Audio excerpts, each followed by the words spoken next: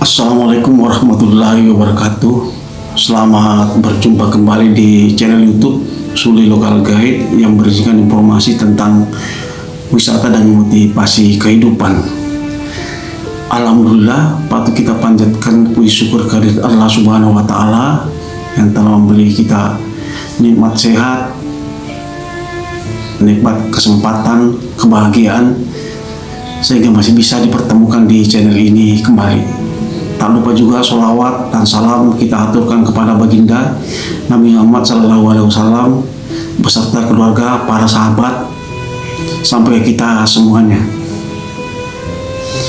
Untuk materi kali ini saya akan mengangkat tema dengan judul kejamnya waktu subuh. Saudaraku sekalian dimanapun berada, bila dalam kehidupan menemukan hal yang positif, jangan pernah melihat siapa yang mengatakan atau apa yang dikatakan, tapi dengarlah apa yang dilakukan atau dengar apa yang dilakukannya. Barangkali di kemudian hari ada gunanya untuk kita semua. Untuk mengetahui kisah lengkapnya, silakan disimak video berikut sampai tuntas. Let's go.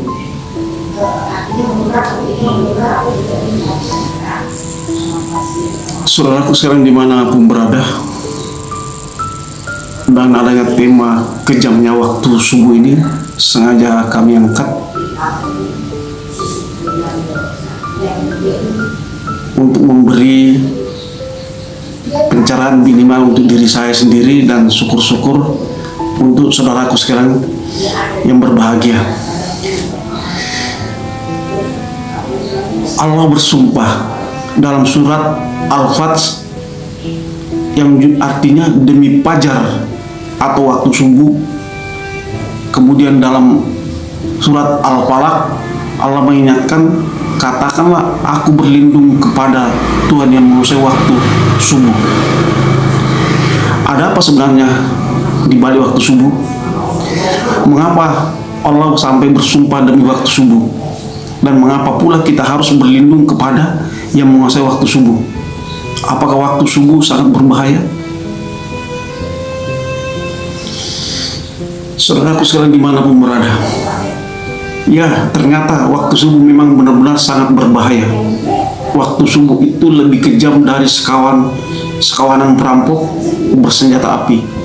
Waktu subuh bisa lebih menyengsarakan dari derita kemiskinan.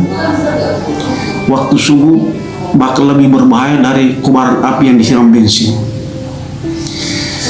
Saudaraku sekalian dimanapun berada, jika ada sekawanan perampok menyatroni rumah, maksudnya rumah kita, dan mengambil paksa semua barang-barang yang kita miliki, emas, semua perhiasan dirampas, uang cash puluhan juta dirampas, laptop yang berisi data-data penting dirampas, mobil yang belum lunas cicilannya juga dirampas. Nah, jika dibayangkan bagaimana pedihnya hati kita menerima kenyataan ini. Tapi ketahuilah, sebenarnya waktu subuh lebih kejam dari perampok itu.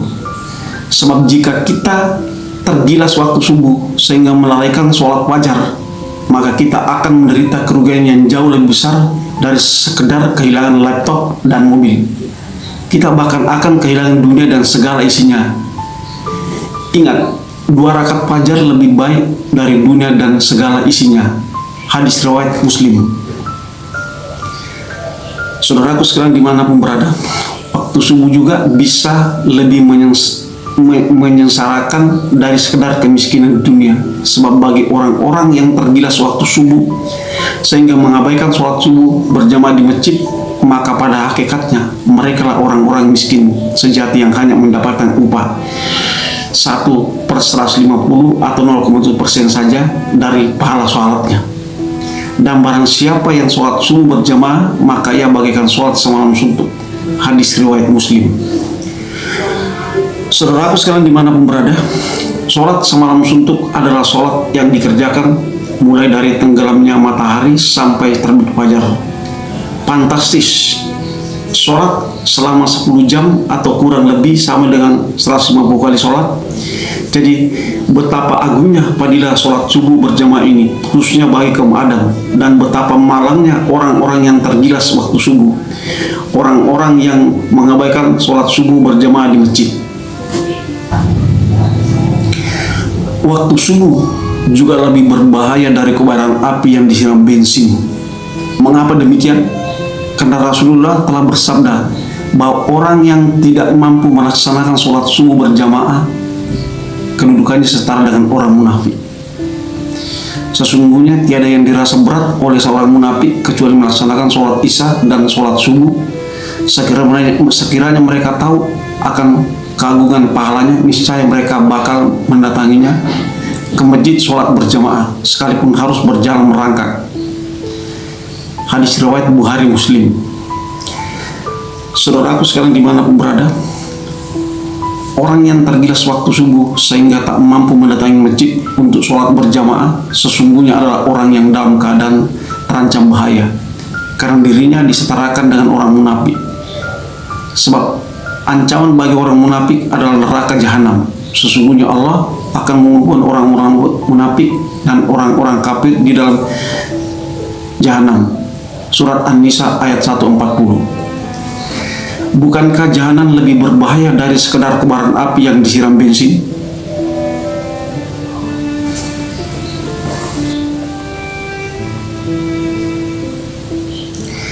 Nah, agar kita tidak merasakan gilasan waktu subuh yang lebih kejam dari perampokan, agar kita tidak terkena gilasan waktu subuh yang lebih menyengsarakan dari derita kemiskinan, dan agar kita tidak terkapar gilasan waktu subuh yang lebih berbahaya dari kobaran api, maka katakanlah, aku berlindung kepada Tuhan yang menguasai waktu subuh. Al-Falaq ayat 1, yaitu dengan memanfaatkan waktu subuh sebaik-baiknya, lakukan sholat sunnah, sholat fajar, dan sholat berjamaah di masjid, terutama bagi laki-laki. Saudaraku sekalian dimanapun berada, tapi ada satu pertanyaan yang tersisa, yaitu mengapa waktu subuh bisa menggilas kita? Sebab kalau kita mau memperhatikan, sesungguhnya waktu subuh adalah waktu yang paling berat buat kita yang ingin beribadah. Mengapa? Karena waktu subuh adalah saat paling tenang, sehingga sangat pas buat menenggelamkan diri dalam tidur nyenyak dan bermimpi indah. Ditambah lagi umumnya suhu udara waktu subuh lebih dingin dibanding waktu lainnya, sehingga membuat yang sedang tidur jadi makin merapatkan selimutnya. Tapi yang paling berbahaya kalau kita sampai kena kepung pasukan iblis yang akan mengencingi telinga kita agar tak bisa mendengar panggilan sholat, yang itu lebih baik daripada tidur dari speaker masjid dan meniup mata kita, sehingga mata kita terasa dilem atau kelopaknya bagaikan dibanduli dengan beban jutaan ton, sehingga susah betul buat dibuka.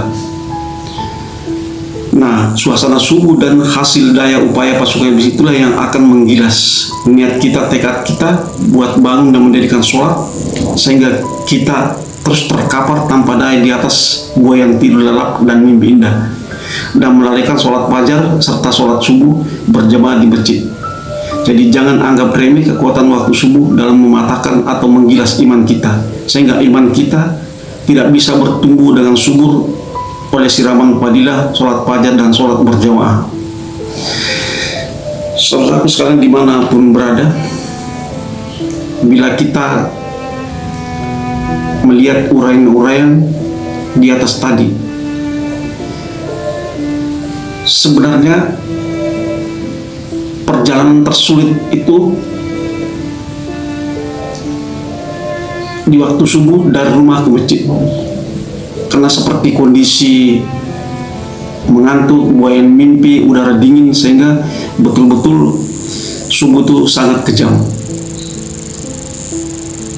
Sehingga beberapa ayat yang menjelaskan hal demikian. Saudaraku sekalian dimanapun berada, kita berharap jangan sampai kita orang-orang yang merugi karena tergilas dengan waktu subuh. Saudaraku sekalian dimanapun berada, marilah kita tetap istiqomah untuk menguatkan iman kita agar tidak tergilas waktu subuh. Untuk materi kali ini cukup sekian. Apabila dalam penyampaian ada hal yang kurang pas atau salah-salah kata, mohon maaf yang sebesar-besarnya. Saya akhiri, wabillahi taufiq wal hidayah. Wassalamualaikum warahmatullahi wabarakatuh. Dan selalu saya ingatkan satu hal, jangan terlena dengan gemerlapnya dunia.